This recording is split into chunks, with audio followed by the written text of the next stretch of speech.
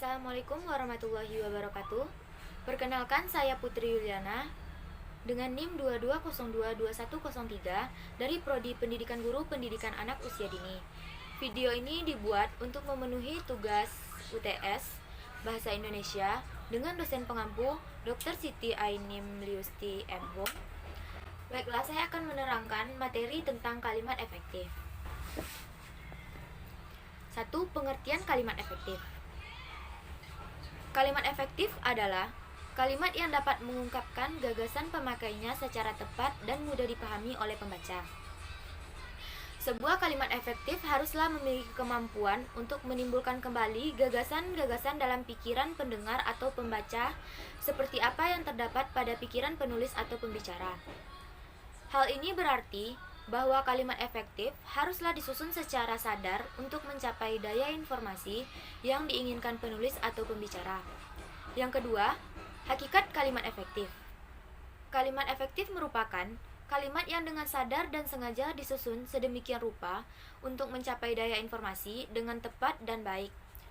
Melalui penggunaan kalimat efektif, pendengar atau pembaca akan mudah menerima dan memahami informasi sebagaimana yang dimaksudkan oleh pembicara atau penulis. Kalimat yang efektif juga dikatakan sebagai kalimat yang benar dan jelas dengan mudah dipahami orang lain secara tepat. Yang ketiga, ciri-ciri kalimat efektif. Yang pertama, memiliki unsur penting atau pokok, minimal unsur subjek dan predikat. Subjek merupakan bagian dari kalimat yang menunjukkan pelaku, bisa berupa orang, tempat, atau benda. Yang kedua, ada predikat, bagian dari kalimat yang menunjukkan apa yang sedang dilakukan oleh subjek. Dalam hal ini biasanya adalah kata kerja. Yang ketiga, objek, bagian kalimat yang menunjukkan hal atau benda yang menjadi sasaran. Dalam hal ini biasanya adalah nomina. Keterangan yaitu kalimat yang menunjukkan tujuan, cara, waktu, tempat, atau sebab akibat. Dalam hal ini biasanya ditandai dengan adanya tanda hubung atau konjungsi.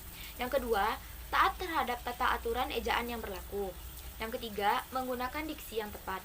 Yang keempat, menggunakan kesepadanan antara struktur bahasa dan jalan pikiran yang logis dan sistematis. Yang kelima, menggunakan kesejajaran bentuk bahasa yang dipakai.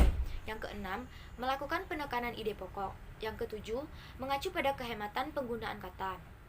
Yang kedelapan, menggunakan variasi struktur kalimat. Yang keempat yaitu manfaat dari kalimat efektif.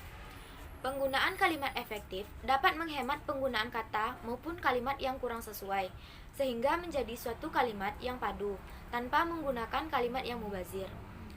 Dengan demikian, kalimat yang digunakan lebih mudah untuk dipahami pembaca atau pendengar. Kalimat efektif berfungsi untuk mewakili pikiran penulis atau pembicara secara tepat, sehingga pendengar atau pembaca dapat memahami pikiran tersebut dengan mudah, jelas, dan lengkap seperti apa yang dimaksud oleh penulis atau pembicaranya. Yang kelima, contoh dari kalimat efektif. Kalimat tidak efektifnya bagi seluruh peserta ujian diharapkan hadir tepat waktu, sedangkan kalimat efektifnya yaitu peserta ujian diharapkan hadir tepat waktu. Yang kedua, kami ketinggalan bus sehingga kami datang agak terlambat. Sedangkan kalimat efektifnya adalah kami ketinggalan bus, oleh karena itu kami datang agak terlambat. Baiklah, hanya itu materi yang dapat saya sampaikan. Lebih dan kurang saya mohon maaf. Saya sudahi dengan Assalamualaikum warahmatullahi wabarakatuh.